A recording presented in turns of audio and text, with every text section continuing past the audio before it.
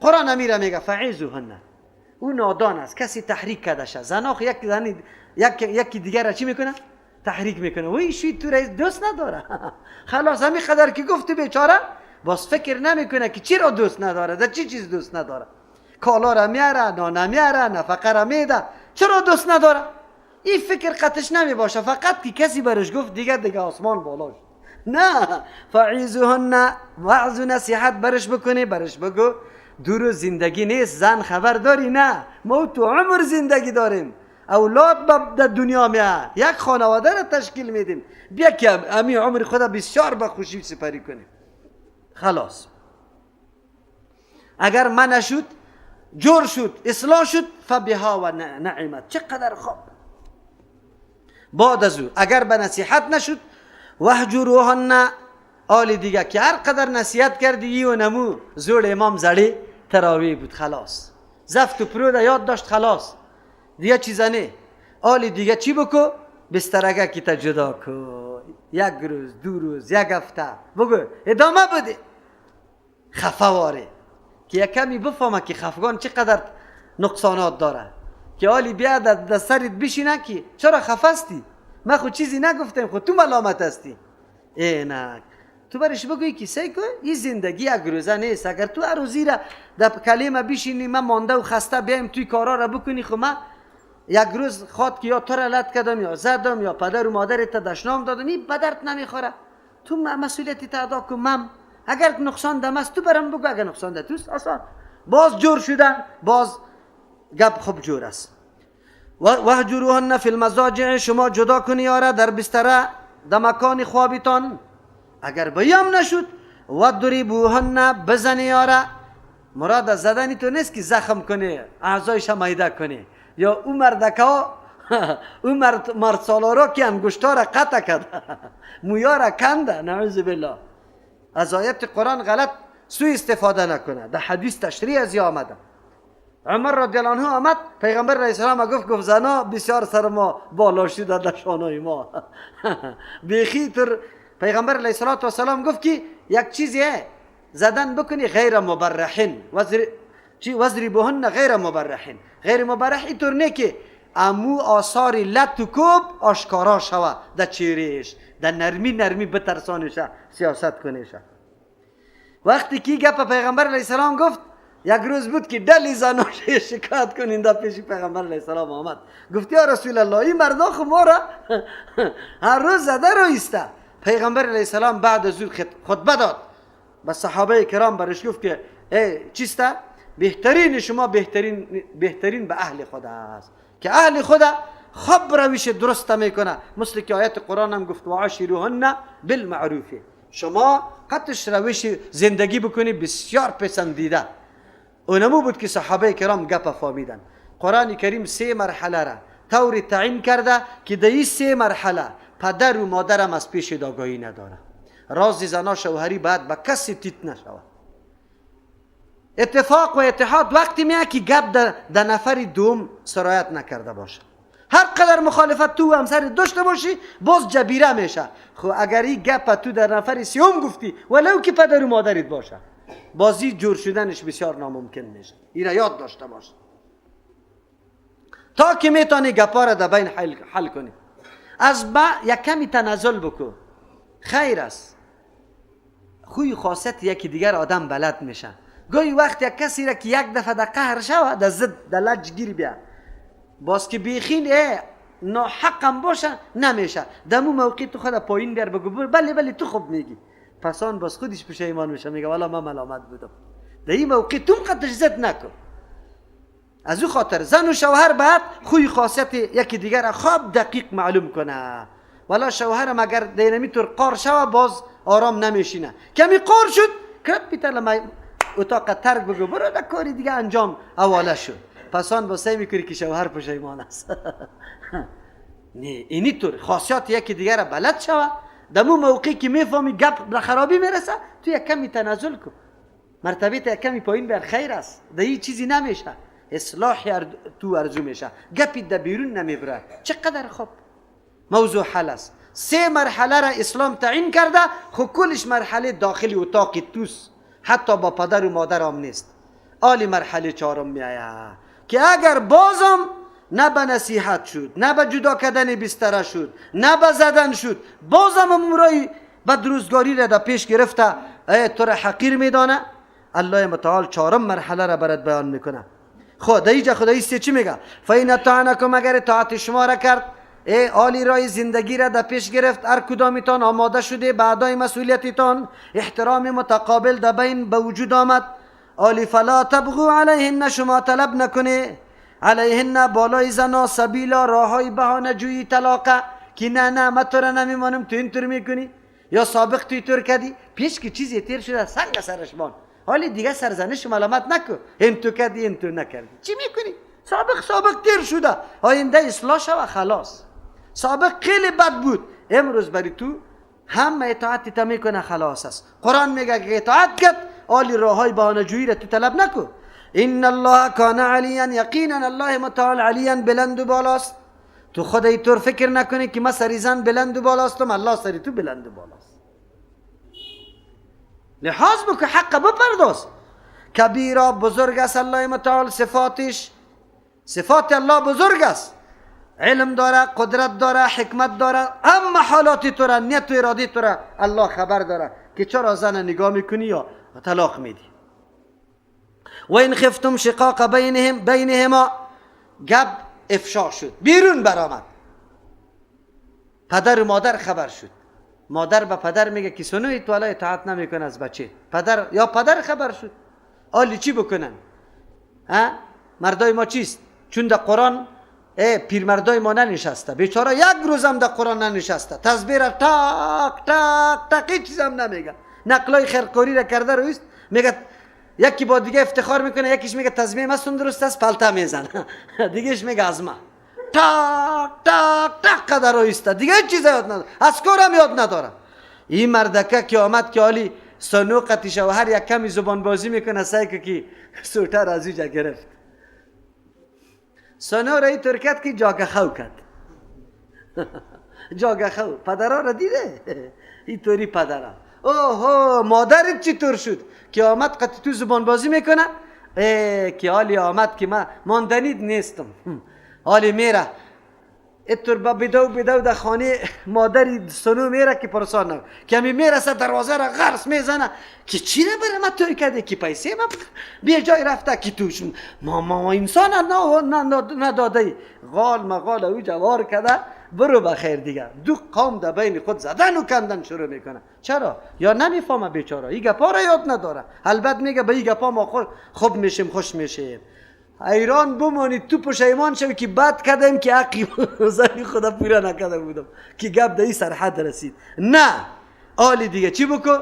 فین خفتم شقاق، اگر شما ترسیده از مخالفت صریح بینهما در بین اردو زن و شوهر شما گاهی حاصل کرده، آلی گپ باز بیرون از خانه نکشه. آلی دیگه چی بکنی؟ فبعثوا حکما من اهله، روان کنی یک فیصله کن، من اهلی از اهل همسر شوهر، و حکما من اهل یک فیصله کن از اهلی کی همسر، دو نفر انتخاب بکنی، یکی از طرف شوهر یکی از طرف همسر، چی رقم نفرا باشه، حکم باشه. حکم او را میگه که اهلیت فیصله را داره، امی یردو را جمع کرده میتونه، امی یردو را جدا کرده میتونه. همونطور نفرای پر نفوذ، همونطور نفرای هوشیار، همونطور نفرای مخلص و صداقتمند. مردمای شیطان نباشه که آمد گری را در دستش بده، امی دستی فیصله میکنه، برو زن او طرف طلاق بودی، مردکه اینجا بشون برو بخیر. قرآن میگه اینطور کسی که دلسوز باشه، اهل از جانب از هم از زیاد، حکم است، فیصله میکنه. چی بکنه؟ یا ای یوریدا اصلاحا، سه توجیه در اینجا است. ای یوریدا، اگر اراده داره امی حکمین از طرف شوهر و از طرف همسر، اصلاحا از توافق اصلاح آوردن در بین زن و شوهر، یوفق الله بینهما، نیت و اراده خیلی رول داره، بس اخلاص و صداقتمندی پای درونی زن و شوهر بگذار، اخلاص داشته باش، اراده داشته باش که به هر وسیله میشه این زن و شوهر ما قناعت بدیم که زندگی خود ادامه بده. الله هم توفیق برات میده، یوفق الله، توفیق میده الله بینهما، در بین هر دویش، الله موافقه را ایجاد میکنه. چرا؟ نیت تو صاف و پاک است. فیصله تو سبب توافق اردو زن و شوهر هم میشه. یک توجیه. دوم توجیه، ای یرید اصلاحا، اگر اراده داره امی حکمین از اصلاح کردن چیز اردویشان اراده داره از اصلاح آوردن، یوفق الله بینهما، توفیق میاره الله متعال در بین اردو حکمین، اردو اصلاح کنندم الله توفیقه، یعنی گپ اردویش یکی میشه، این اردو باز گپش یکی میشه، الله توفیق برشان نصیب میکنه. دو توجیه. سوم توجیه، ای یرید اصلاحا، اگر اراده داره زن و شوهر از اصلاح، یعنی این اردو در نیت از این نیست که بالکل ما خامخا جدا شویم، بلکه منظورشان از طلب کردن حکم است که ما باز جور شویم، نقصاناتی که در ما موجود است انگشت نما شود که ما نقصان خود اصلاح کنیم. یوفق الله بینهما، الله توفیق در بین اردو میاره. اگر نه که تو حکم هم طلب کردی او در دل اراده داری که نه خامخا جدا شویم، حکم فیصله جدایی کنه، باز دیگه بازم و نمو زور امام جور میشه؟ نمیشه. شرط است که یا اراده جور شده نداشته باشه. ان الله کان علیما خبیرا، الله هست علیم، میدانه که ملامتی و سلامتی در کجا وجود داره، خبیرا خبردار است، علیم نیتای و ارادای از یاره میفهمه، خبیرا خبردار است که چی واقع میشه، حکم چی میکنه، زن و شوهر چی اراده ها را داره. در اینجا چهارم مرحله شد که حکم گرفته شود. حکم مردمی دلسوز و مطمئن و که گپ افشا نمیکنه وا باشه و بیایه. حکم هستن صلاحیت ازیر داره، معلوم میتونه که نقصان دکی است، اینطور مردم ها باشه، تجربه داشته باشه در اصلاح مردم ها، اینطور آدم ها باشه. یا بیایه زن و شوهر بشانه که چی مناقشه نزاده بینتان است؟ او زن تو چرا اطاعت نمیکنی؟ او شوهر تو چرا حق نمیپردازی؟ گزارش از اردو بگیره و بعد از او اردویش یک جای بسازه، فیصله را در بین اردویشان مکمل بیان کنه، شرط و شرایط بگذاره، خلاص. اینی را حکم میگه. علما اختلاف دایی داره که آیا حکم تنها توافق آورده میتونه یا جدا میتونه. یک تعداد از علما قائل به است، مثل امام شافعی، ابو حنیفه، امام مالک رحمت الله علیهم، که هم جدا کرده میتونه هم توافق آورده میتونه. اگر نمی حکم دید که این مردما جور میشه، این گپی خیلی کم است در بینشان، اصلاح میشه، بس در بین اردویشان فیصله کردن، ملامت سلامت سلامت کردن، یا نظام زن و شوهری خدا پیش میبره، برو بخیر. اگر دیدن که نه نزاع در سرحد رسیده که به هیچ وجه ممکن نیست که اردو با هم جمع شود، اردویشان میتونه که اردو را با هم جدا بسازه، برو بخیر، خلاص. چرا؟ وقتی که اختیار خدا به کسی دادی، اختیار یک طرفه نمی باشه، اختیار از دو طرف می باشه، هم جور میکنه هم ناجور میکنه، میبرشه دیگه. لیکن احمد ابن حنبل رحمه الله میگه که این اردو حکم فقط جور آمده صلاحیت داره، جدا کردن صلاحیت نداره. از او خاطر این اختلاف در بین علما فی الحال هم وجود داره که آیا این اردو بکنه یا نه. راجع‌تر قول این معلوم میشه که بله، قول جمهور علما. چرا؟ به خاطر که بسا اوقات مرد آنقدر ظالم، بیدین، شراب خور این می باشه، زن تباسته. حالی اگر این موقع جدا کردن بر ازیا نسپاریم، زن همیشه در چی قرار میگیره؟ در ظلم. او طلاق نمیده، این مظلوم همینطور بشینه. از او خاطر فیصله یا اختیار برای حکم باشه که بلی اردو را جدا کرده میتونه. خو او مردم شریعت الله را در نظر بگیره، اقدام بکنه. این 4 مرحله شد. طلاق نیست، بدروزگاری روان است. خو الله اجازه طلاق تالی را برد نداده. بعد از او اگر دیام اصلاح نشد، آلی برای تو جایز است که وقتی زن پاک شو از مریضی خود، 1 دانه طلاق برش بپرداز، دمی مریضی و پاکیش. پس از او که باز پاکی رفت، مریض شد، مریضی ماهواری که تیر شد، اینمی پاکی دوم، طهر دوم که میاد. اگر میخوایی که 2 طلاق بدی، اینه در طهر دوم طلاق دوم هم بده. در قرآن کریم هم گفته بود طلاق مرتان، طلاق رجعی 2 مرتبه است. یا است که نه، طلاق دوم هم نمیدیم، 1 طلاق دادی میگذاریشه که اینمی پاکی هم را 1 مریضی را تیر کنه، دیگه پاکی آمد دیگه مریضی را تیر کنه، 3م پاکی آمد باز مریضی را تیر کنه، 3 مریضی را که تیر کرد عدت تکمیل شد. تا که عدت تکمیل نشده بود شوهر میتونست پس به زن خود مراجعه کنه. مراجعه به زبان هم میشد، میگفته زنم هستی من تو را طلاق هیچ گپی مو تو خلاص شده که گفتم طلاق و غلط، یا است که در بسترقتش خواب میکنه خلاص. اونجا رضامندی زن من شرط نیست، پس تجدید نکاح میکنه نمیخواه تا که 3 مریضی را تیر نکده بعد از او طلاق. اگر در طور دوم طلاق داده بودی باز رجوع میتونی تا وقتی که 3 مریضی را تیر نکده بدون تجدید نکاح، این را طلاق رجعی میگه و تو باز رجوع میتونی. برو امی 2 طلاق هم دادی در 2 طهر و عدت هم تکمیل شد، زن رفت در خانه پدر. آلی در خانه پدر چند ماه باقی ماند، یک ریبار نامد. چرا؟ در بین مردم شایع شد که زن طلاق داده شدگی است، بنابراین زن طلاقی مشهور شد، ولی کسی لایش هم بالا نمیکنه. و او طرفی مردکه که در یک خانه میره دختر طلب میکنه، برش میگه قطعی زن چی کردی؟ یالی دختری مرا لیدی. او طرف دروازه را گشت بیچاره مانده شد. امی پشیمان است که او برادر خو یک 3 گپ امو خیر است میزد، بد میزد، خو زنش خوب بود. او زن دوجه از دستی چی زنای بیادر چخ کده رویست، بخی نه چای است نه نان است. میگه وی شوهر جان خیر بود که 4 روز چای نمیخوردم خدا خانه تو میبودم. یک قدر هر دو پشیمان شده میباشه، اسلام برش میگه تجدید نکاح کن، زنیت پیاز پس زن به تجدید نکاح. از امو خاطر است که در یک موقع 3 طلاق دادن مشروعیت نداره، حرام است. در زمان پیامبر علیه السلام یک صحابی زنی خود 3 طلاق داده بود. پیامبر علیه السلام که خبر شد پس رفت گفت بس رجوع بکو به زن خود. 3 طلاق در یک مجلس حرام است که کسی بده. در زمان پیامبر 3 طلاق 1 طلاق. در زمان خلافت ابوبکر رضی الله عنه 3 طلاق 1 طلاق. در 2 سال اولی خلافت عمر رضی الله عنه 3 طلاق چند طلاق بود؟ 1 طلاق بود. بعد از او که مردم یک کمی قاروک کشیدن کمی هر گپ میشد 1 2 3 عمر رضی الله عنه خبر شد گفت خو دو کاری که الله براتان چی داده بود بگه تاخیر کرده بود گپیتانه شما عجله کرده 3 طلاق در یک مجلس میده، اگر بعد از این داده من 3 طلاق شما رو میکنم خلاص. زن قطعی شوهر چی میکنم؟ جدا میکنم، برو بخیر میکنم. 4 مذهب فتوایش بایسته که آلی در یک مجلس 3 طلاق بده 3 طلاق است. مردم ما آنقدر در تاریکی جهالت قرار داره که بیچاره طلاق رجعی را مانده که حتی مپرتافتن طلاق هم نمیفهمه. این موقعی گپا را هیچ نمیفهمه. یک دفعه یک زن آمد قطع شوهرش قطع خسر قطع خشویش، یک اولاد در شکمش بود، یک اولاد شیر در سینهش، یک اولادی خورده یک بیچاره که او هم قطع دست میرفت.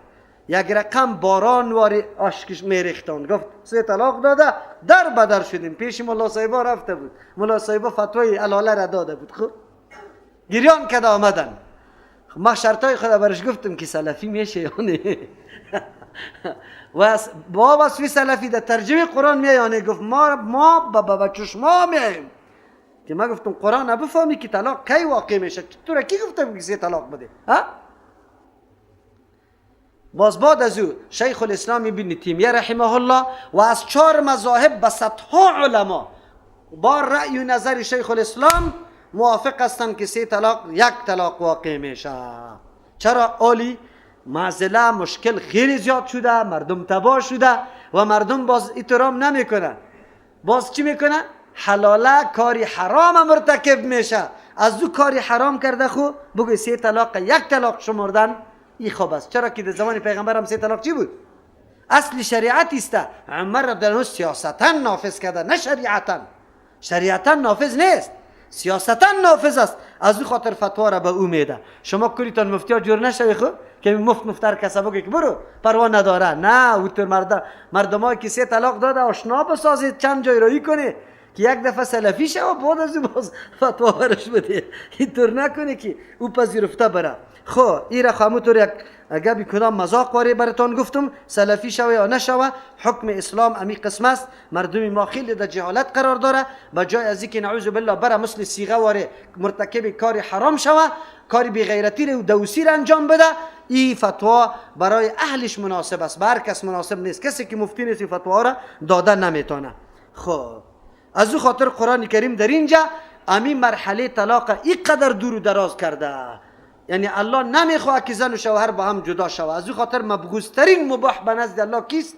طلاق است. واعبدوا الله ولا تشركوا به شیئا. تعالی را بیان نظام خانواده بود. شما راست بگویید اگر ما به می 2 آیت قرآن کریم که همینجا بیان شد اکتفا بکنیم، زن و مرد مفهوم از زیر واقعا در زندگی خود تطبیق بکنیم، حاجت به جنجال طلاق میشه یا نمیشه؟ میشه؟ قطعا نمیشه. خب با تاسف در آیت‌های قرآن کسی ننشست. قرآن کتاب ثواب است، بوسه کده برو کتاب مرداست، خیر و خلاص. واعبدوا الله ولا تشركوا به شیئا. حال نظام الله بیان میکنه نظام ایمانداری چه قسم است. واعبدوا الله، عبادت یک الله را بکنه، کسی دیگر را در عبادت شریک نکنه. از او خاطر بعد از او میگه الله ولا تشركوا به شیئا، شما شرک نکنه بی به امر الله شیئا، هیچ چیزی را، نه پیغمبر نه ولی را بگوی، نه زیارت، نه جن، نه انس، نه ملنگ، نه پیر، نه ملا را، نه صاحب زاده را، نه گل زاده را، هیچ کس در عبادت امرای الله شریک نسازی. نظر بنام الله بگوی، سمنک بنام الله سمنک کی بی بی، نظر بی بی، نظر حسین، نظر سخی، نظرها عبادت های الله را گرفتن به غیر الله میکنه. اول چیزی که الله مطالبه از بندگان خود میکنه عبادت یک الله را بکنه. و بالوالدین احسانا، احسان روش نیک بکنه امرای پدر و مادر احسانا به روش نیک. روش نیک با پدر و مادر چیسته؟ خدمت گزاریش بکنه، عقیده صحیح را برش برسانه، همچنان آن چیزی که ضرورت زندگیش برش آماده کنه، در سخنتان نرمی، لهجه خوب، ادب، احترام مراعات کنه، در عمل هم قسم نمایندگی از اخلاصمندی قلبتان، احترام قلبتان باشه، با دوستایش هم قسم روابط نیک پیدا کنه. اگر وفات کرده دعاهای نیک همیشه برش بکنه، رب ارحمهما کما ربیان صغیرا گفته بره. و بذل قربا آل سلسله شروع میشه. این آیت ها اشاره به این میکنه که مؤمن وقتی مؤمن شده میتونه که رعایت حق الله و حق بنده هم بکنه. حق الله در عبادت الله است که خالص بساز عبادت به الله. حق بندگان مراحل داره، مرتبه داره. اول از پدر و مادر، بعد از او بگوی بذل قربا کسایی که رشته داریت است، حقوق ازوا را رعایت کن. رعایت حقوق ازوا چی میشه؟ مریض است عیادتش بکن، مظلوم است از ظلم خلاص کو، فقیر نادار است بدی برش خدمتش بکن، عیادتش بکن، اینا عقیده صحیح را برش بیاموز، تعلیم و تربیتش درست بکن، کلش میاد. ولی یتاما بعد از یتیما، یتیم دو گپ داره، هم خرد است، طفل است و هم بی سرپرست است. نگذار شه که اموتور نعوذ بالله سرسبیل کلان شوه، بزرگترین مفسد جامعه شوه. نه لحاظ مالو چیستا تربیه و تعلیمش بکو.